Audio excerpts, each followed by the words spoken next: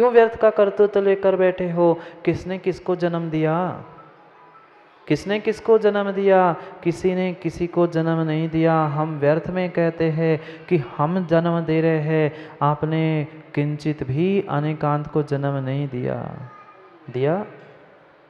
नहीं दिया। उस जीव का पुण्य का उदय नहीं होता तो राजीव भाई तुम्हारे घर में नहीं आता।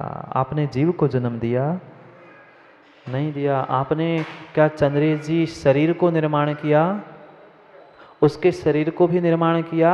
क्या आपने जीव को निर्माण किया? जीव को, पुद्गल को, किसी को भी बनाने की शक्ति आप में नहीं है। मात्र आप अपने भोगों के कर्ता हो, बेटे के जन्म देने के माँ कर्ता नहीं हो। नहीं है, नहीं है। किंचित भी कुछ भी कह देना, मायाचारी कितने ही कर लेना, पर परम सत्य यही है, बेटे के जन्म के भी कर्ता आप नहीं हो। आप अपने मात्र भोग और वासना के कर्ता हो, अन्य किसी के कर्ता आप हो ही नहीं है। छोड़ दो व्यर्थ का कर्तृत्व, छोड़ दो व्यर्थ का कर्तृत्व। क्यों कल्पना कर रहे हो कि मेरा है, तेरा है, इसका है? नहीं है। हो क्या वकील साहब? दुख तभी होता है जब हम दूसरों को अपना मानते हैं। पहले से निर्णय कर लो ना कि ठीक है, वह ऐसा है, वो हमें साथ देने वाला नहीं है, वो तो धोखेबाज है, वह फिर धोखा दे तो हमें कभी डर नहीं लगता या कभी हमें बुरा भी नहीं लगता। ऐसा नहीं होता क्या? जो घर का व्यक्ति चार बातें सुनाने पर बुरा लगता है, वह माँ बाहर का कोई आके सुना जाए तो हम तो ये कि वो तो बाहर का है, उससे क्या, वो तो कह के चला गया, कहने वाला कहता रहता है। पर वही बेटे ने, बेटे के कोई संबंधी ने और कह दे तो फिर कहाँ कितनी मिर्ची लगती है। ये अपना पराया हमने की हुई संकल्पनाएं, कल्पनाएं हैं, वास्तविकता में अपना नहीं है। जिसके पास ये निर्णय है कि जिसको मैंने पाला है, पोसा है, वही मुझे अंतिम समय में अग्नि लगाने वाला है, तो पहले से ही संभल के रहेगा।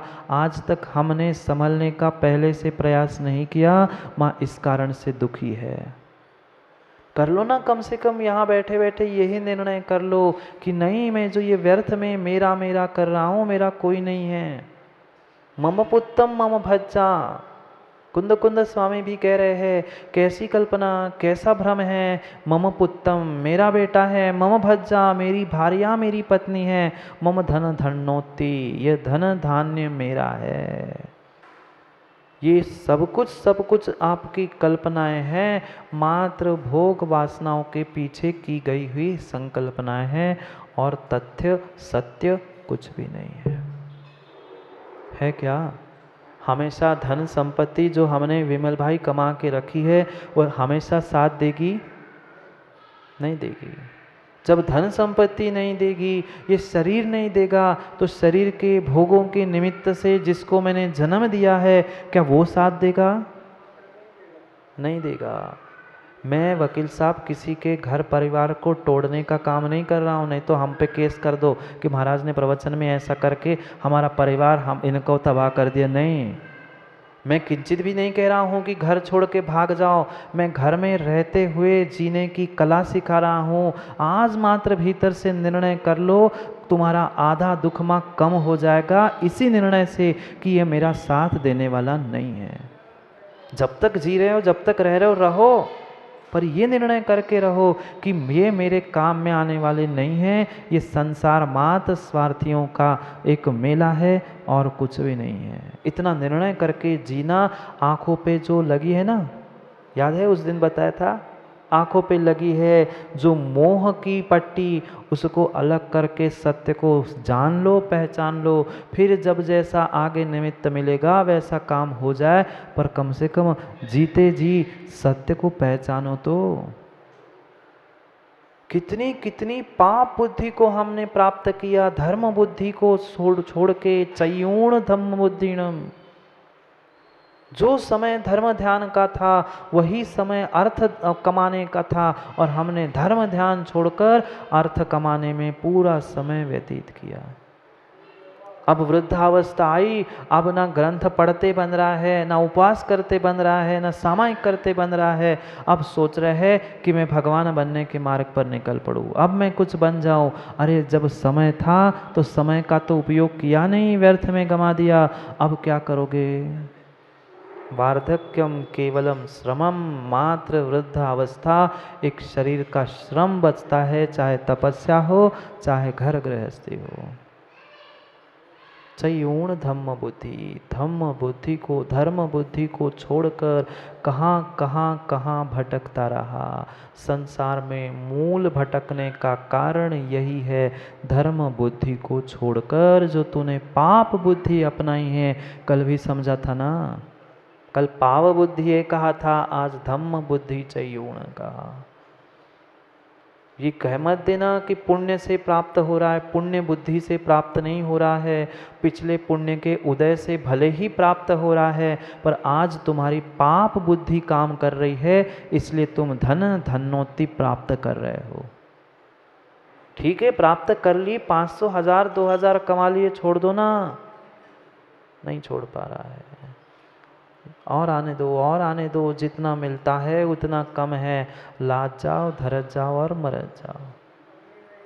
लाद जाओ, लाद जाओ, जितना ज़्यादा बोझा लादोगे उतने ज़्यादा नीचे नरकों में स्थान मिलेगा, ये भी पक्का मान लेना।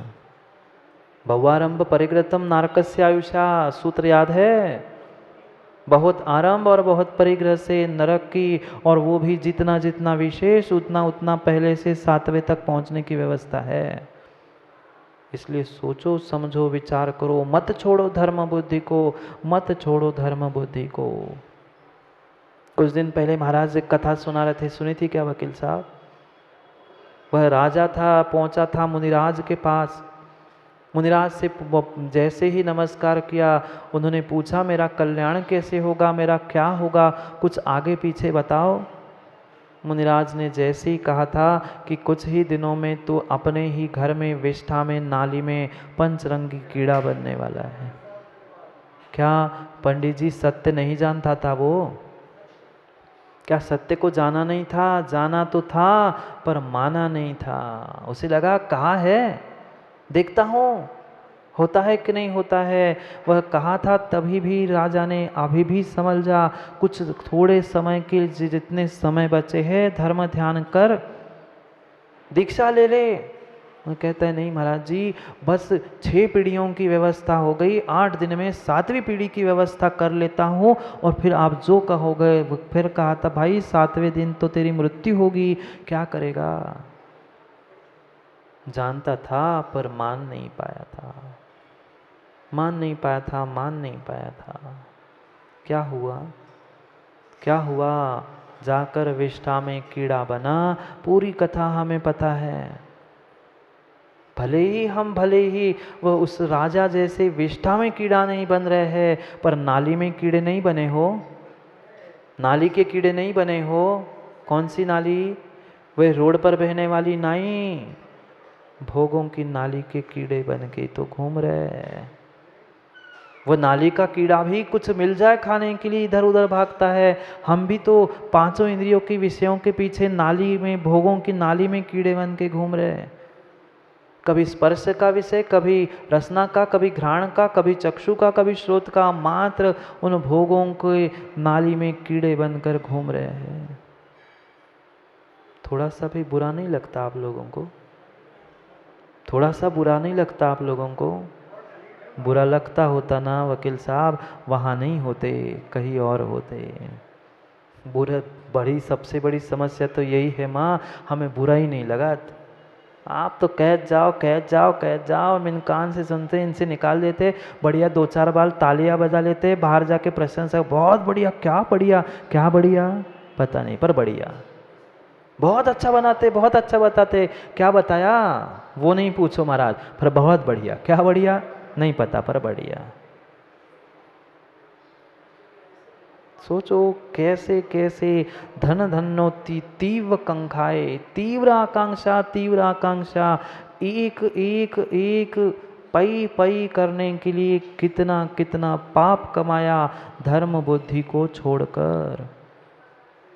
सब कमाने का एक ही समय रहता है। धन कमा लो, पुण्य कमा लो, धर्म कमा लो, सबका एक ही समय है, युवा अवस्था। और पूरी वह युवा अवस्था हमने पाप बुद्धि से धन कमाने में लगाया, भोग वासनाओं में लगाई, धर्म बुद्धि को छोड़कर। कितना धर्म किया? माँ पूजा पाठ करना, व्रत करना, अभिषेक देखना, मात्र इतना धर्म है क्या? ये धर्म की क्रिया है, ये धर्म की क्रिया है। बात समझना है, वास्तविक धर्म भीतर था। दया करुणा कितनी की? नहीं थी। एक धर्म भी हमने एक फॉर्मेलिटी के रूप में, एक व्यवहारिकता के रूप में बना के रखा है। सुबह उठो कि 5 बजे से दरवाज़ा खटखटाओ, भगवान उठ जाओ। खोल दिए भगवान के पर, रहने वालों ने दरवाज़ा खोले, हमने दर्शन किए, पुनः गए, काम करके आए, पुनः पूजा अभिषेक कर लिया, पुनः घर चले गए, पुनः दोपहर में 2-4 शब्द भगवान को सुना दिए, पुनः घर गए, रात में आकर 2-4 मालाएं फेर ली। बस हमारे जैसा धर्मात्मा पूरे ब्रह्मांड में नहीं है। ये कल्पना, ये भ्रम हमारे भीतर, ऐसा नहीं है ना?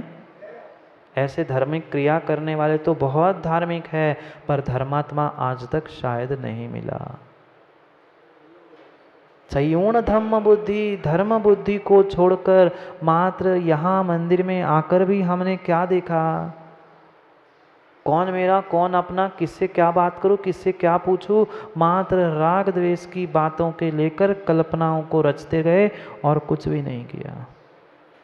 प्रभु के चरणों में भी आकर भीख मांगना प्रारंभ कर ली, भगवान कुछ तो दे दो, मैं तो वर्षों से तुम्हारा भक्त हूँ, आप मुझ पर कृपा ही नहीं करते, वे आने वाले नहीं हैं। ये धर्म नहीं थे, ये धार्मिक क्रियाओं से भी कोई फल मिलने वाला नहीं था। कितना कितना लोभ भगवान के चरणों में आकर भी हमें सताता है। घर दुकान की तो बात छोड़ ही दो, घर दुकान की बात तो छोड़ ही दो, माँ कितना सारा लोभ नहीं है? ऐसा भी घर में सबके कमरा एक कोना होगा कि ऐसी सामग्री रखी होगी टूटी फूटी जिसका कोई काम नहीं है। ऐसी सामग्री घर में नहीं रखी ना आप लोगों के? बोलो ना। वह अच्छी खासी बाल्टी थी, टूट गई, उसकी डंडी टूट गई, माँ फेंक दो ना। नहीं महाराज जी, वह कचरा रखने तो काम आ ही जाएगा। अलग से कचरा रखने का, लाने की शक्ति होने पर भी वही सामग्री का प्रयोग होगा। घर की जितने जितने पुरानी सामग्री है, काम में कभी आई?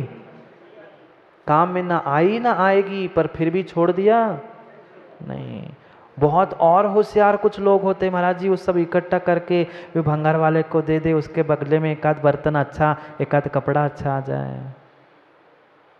कितना लोग तीव्र कंखाए, तीव्र आकांक्षा के पीछे धर्म को छोड़कर, धर्म बुद्धि को छोड़कर पता नहीं जीव क्या क्या करता है। तीव्र कंखाए, तीव्र आकांक्षा है, ये भी चाहिए, वो भी चाहिए, वो भी चाहिए। ऐसी कितनी सारी सामग्री माताओं आपके घर में रखी होगी जिसको बरसों से आपने नहीं देखा होगा, है क्या?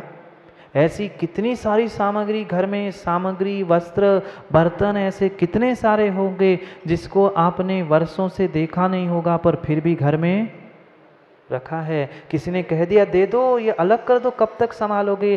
कह देंगे नहीं नहीं, ज़रूरत पड़ी तो। पर जब जब ज़रूरत पड़ती है माँ, तो वो सामग्री काम में नहीं आती, इस काम में दूसरी ही आती है। ऐसा नहीं होता क्या? जब आप ले आते वकील साहब, ये सामग्री चाहिए थी, ले आया, अरे वो तो मिल गई, आप जैसे लेने गए थे ना तभी वो मिल गई थी, अब रखो दोनों संभाल के। सोचो, विचार करो, कितनी आकांक्षा, कितनी कितनी तीव्र हमारे भीतर चाह है। चाहे धन धनोती की हो, पुत्र भार्या आदि के प्रति ममत्व के कारण हो, ये परिपूर्ण रूप से हमारे भीतर का भ्रम है। क्या करे? है वो परेशान है, नहीं है वो भी परेशान है। नहीं है क्या? ऐसा ही है। कोई पुत्र बिना, भूल गए, कोई पुत्र बिना नित झूरे, होय मरे सो रोवे। जिसके पास पुत्र है वो परेशान है कि काय को आ गया, नहीं था तो चिंता थी, अरे क्यों चला गया, क्यों नहीं है, मुझे बेटा नहीं है। पूछो ना, जिनके पास नहीं है उनसे भी जाके मिलना और जिनके पास है उनके भी जाके मिलना, दोनों भी परेशान हैं। कोई पुत्र बिना नित झूरे, होय मरे सो रोए, खोटी संगति सो दुख उपजे सो प्राणी। विचार करो, कहने को तो बहुत बहुत बहुत कुछ है, पर हम अपने लिए कितना समझ पाए भाई? दादा समझे कुछ नहीं। चाहे कुम्हेड़ी हो चाहे ललितपुर हो, सभी तो एक ही से है। परिणाम को समझना है, कैसे कैसे तीव्र आकांक्षा के, लोभ के हमारे परिणाम हैं। घर में कुछ कमी है? नहीं है, कुछ भी कमी नहीं है। 2-4 पीढ़ी तो आराम से खा लेगी, पर फिर भी अभी समझ में नहीं आ रहा है कि समझो धर्म बुद्धि को। पंडित जी मत छोड़ो, मत छोड़ो। युवा अवस्था में नहीं कर पाए, अब पूरे ही बिना काम के होने से पहले ही कुछ काम के हो जाए, प्रभु के नाम के हो जाए। आज तक खूब काम के तो रहे, पर फिर भी आखिरी में क्या सुनने मिला? क्या सुनने मिला? आपसे तो वही अच्छे, बदनामी में हाथ में आई, सब कुछ दूसरे के नाम कर दिया, पर फिर भी लकी यही सुनने मिलता है कि क्या तुमसे तो कुछ बनता ही नहीं, उससे तो अच्छा हम अपने घर में ही थे, क्यों ले आए? नहीं सुनने मिलता है, नहीं सुनाती माँ। विचार करो, तीव्र कांक्षा, तीव्र आकांक्षा, उस आकांक्षा के पीछे पई पई जोड़ जोड़ कर कहाँ लड़ रहा है, कहाँ कर रहा है, स्वयं को ही पता नहीं। आज के तो पंचम काल में कोई बड़ा नहीं, न धर्म, न धर्मात्मा, न भाई, न माँ, न पिता, कोई भी हो, कोई भी हो, बहन न भैया, सबसे बड़ा रुपया। बहन न भैया, सबसे बड़ा रुपया। जहाँ तुम्हें रुपया मिल रहा है, मान सम्मान मिल रहा है, हम वहाँ के हैं। हमें धर्म, धर्मात्मा, गुरु, प्रभु, माता पिता कुछ नहीं दिखते, सबसे बड़ा रुपया है। जहाँ मेरा रुपये का काम होता है, वहाँ व्यक्ति अपने धर्म को, अपने ईमान को, अपनी श्रद्धा को, अपनी भक्ति को भी बेच देता है। कोई उसको उसकी फिक्र नहीं है। नहीं देखते क्या आप लोग? देखते हैं। हमने तो खूब खूब स्थानों पर देख लिया, ना ईमान बचता है ना धर्म बचता है, बस सबसे बड़ा रुपया। पैसे फेंको और तमाशा देखो, ये पंचम काल की स्थिति है। नहीं है ऐसी स्थिति, ऐसी है। पैसे फेंक कर जो करवाना चाहो सामने वाला करने के लिए तैयार है, पर चाहिए पैसा, रुपया। जोड़ते रहो, जोड़ते रहो, जोड़ते रहो। कितनी भी बड़ी नोटों की गड्डी इकट्ठी करके रख लेना, जब अंतिम समय आएगा तो उस नोटों के गद्दी पे संस्कार होंगे ना। नोटों के गद्दी पर करोड़पति अरबपति के नोटों के गड्डियों पे संस्कार होते हैं ना। जब भी होंगे तो लकड़ी पर ही जलाया जाएगा, एक न्यौछार की भी नोट उस पर नहीं डाली जाएगी। जोड़ते जाओ, जोड़ते जाओ, एक एक पई, एक एक नोट, एक एक गड्डी इकट्ठी करते जाओ, साथ कुछ जाने वाला नहीं है।